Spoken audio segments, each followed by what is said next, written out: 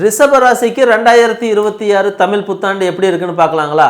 ரொம்ப அற்புதமாக இருக்குது. குறிப்பாக யாருக்கெல்லாம் ரொம்ப அற்புதமாக இருக்குது அப்படின்னு கேட்டிங்கன்னா, ஜவுளித்துறை, சர்வீஸ் துறை, அழகுத்துறை, நகை, தங்கம், வாசனை பொருட்கள், அழகு நிலையங்கள், மசாஜ் சென்டர்ஸ், அப்புறம் அலங்கார பொருட்கள் செய்கிறவங்க, கையிலேயே பொருட்கள் செய்கிறவங்க, சிலை செய்கிறவங்க, இந்த மாதிரி இருக்கக்கூடிய எல்லாத்துக்குமே இந்த 2026 தமிழ் புத்தாண்டு ரொம்ப ரொம்ப அற்புதமான காலமாக இருக்கும்.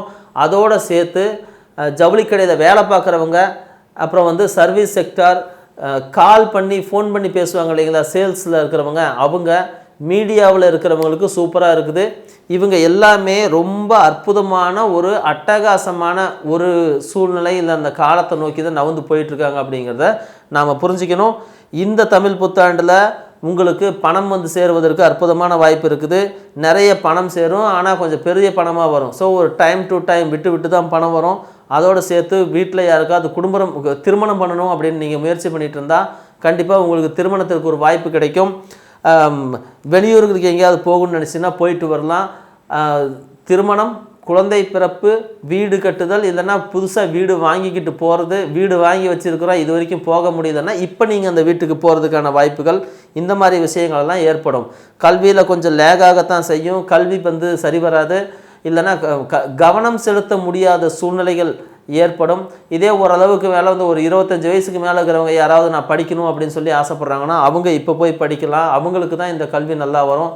சட்டம் படிக்கிறவங்களுக்கு, அதோடு சேர்த்து காம்படிட்டிவ் எக்ஸாம் எழுதுகிறவங்களுக்கு, அதோடு சேர்த்து மருத்துவம் படிக்கிறவங்களுக்கும் இந்த காலகட்டம் ரொம்ப ரொம்ப அற்புதமாக இருக்கும், ரொம்ப அட்டகாசமாக இருக்கும்.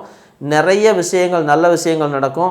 காதலில் கொஞ்சம் கவனமாக இருங்க. ரொம்ப சுகத்தை நோக்கி போகாதீங்க.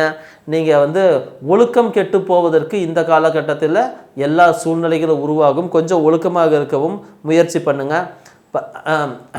மனசு ஒரு நிலையில இருக்காமல் சபலப்பட்டு சலனப்பட்டு சில சிக்கல்கள் ஏற்படுறதுக்கு வாய்ப்பு இருக்குது. ரொம்ப போட்டு குழப்பிக்க தேவையில்லை. பட் இருந்தாலும் கொஞ்சம் கவனமாக இருந்தீங்கன்னா எல்லாமே சூப்பராக இருக்கும். தங்கம் விலை குறையும், ரியல் எஸ்டேட்டு சூப்பராக போகும். அரசியலில் இருக்கிறவங்க யாராவது இந்த முறை இருக்காங்க அப்படின்னா அவங்களுக்கு கண்டிப்பாக அரசியலில் ஜெயிச்சு வர்றதுக்கு ஒரு மிகப்பெரிய வாய்ப்புகளை இப்போ வரக்கூடிய இந்த 2026 தமிழ் புத்தாண்டு உங்களுக்காகவே ஒரு அருமையான வாழ்க்கையை மாற்றி கொடுக்கக்கூடிய ஒரு வேலையை செய்ய போகுது. எல்லா கிரகமும் உங்களுக்கே சாதகமாக இருக்குது. அடித்து தூள் கலப்புங்க.